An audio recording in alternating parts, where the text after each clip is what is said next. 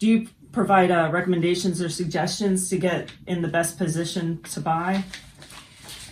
Yes. So those are the things that we talk about all up front. So we want everybody to be educated and understand exactly what their strategy is before they step forward to make an offer. Right. Because the more information somebody has, the more comfortable and less stressed they're going to feel. Right. And then they'll feel confident to step forward and put that offer in. Right. And especially in situations where you've had this conversation outside, like you said, a stressful situation, if there's some sort of competitive situation, then you already know in sort of a vacuum, like what you're willing to spend or what you feel comfortable going up to. And then that your team of agent and lender can strategize to put you in the best position. And I always say it's so important to have a good realtor lender team that communicate well together. Right. Because as the buyer, you need your realtor advocating on your behalf, talking to the lender, all three of us talking to figure out how you're going to structure that offer. And especially a lot of times these deals are done at night and on the weekends. And so people have to understand that, they need to be working with a lender who their realtor can get in touch with. And we can put the pre-approval letters together so that we can customize it for the offer.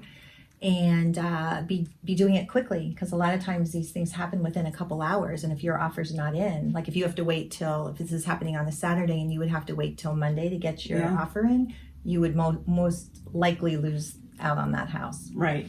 And even if it's not until Monday or Tuesday that you have to put the offer in, then you don't even have an opportunity to structure it. Whereas I always tell my clients, like, you've got to feel comfortable with this particular lender, like you said, being responsive, because what you're signing to is that this lender will perform within the time frame set out. So that's not me, that's you and your lender. So having that kind of triad that really works well together. I know you can perform, I'm a good agent, I'm going to guide them, and the client's going to be responsive to whatever you ask them for, and then that, I think, is a winning team. Important point. Yeah. Is there anything that a buyer can do? We talked a little bit about getting ready to buy. So continue to make sure that you pay all of your bills on time. You don't want any marks on your credit report, because any recent late payments and things like that can really knock your credit score down more than you think. And I always just tell everybody, continue to save as much as you can.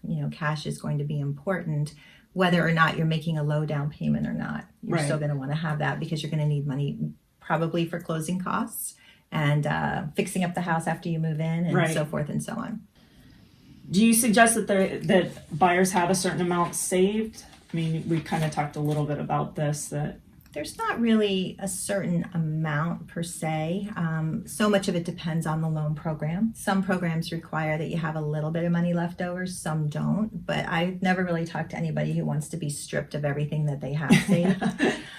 So we try and be cognizant of that. But I would say just if you can save at least 3% of a sales price amount for a down payment and have that in, that's a great start. Right. And even in this area where it's a little bit more expensive, I mean, do you see that most first-time home buyers have that more than 3%, or is 3% like 3 to 5% is what most have. Okay. And some people have even asked, well, maybe I should wait until I save, 20%, 10%, 15%. And the way I respond to that, and you would know this probably very well, Heidi, is with home prices rising the way they are, it's almost impossible to keep up, with, if you had to wait and then home prices are that much more higher in a year from now, and you finally got your money, your buying power may not be there even. So a lot of times there's ways we can structure the loans. And a lot of times, when people put money down, what they don't realize, and this is always really helpful to people, is for every $10,000 you put down in addition, to what you think you might want to, it's going to save you really only $50 a month in your monthly payment in general. Right. So that's a lot to get to save $10,000 to save $50. And a lot of the customers that we work with have really good incomes. They can, take a little bit of a higher payment, because there are some tax benefits that go along with that. But a lot of times it's much harder for them to save that additional amount.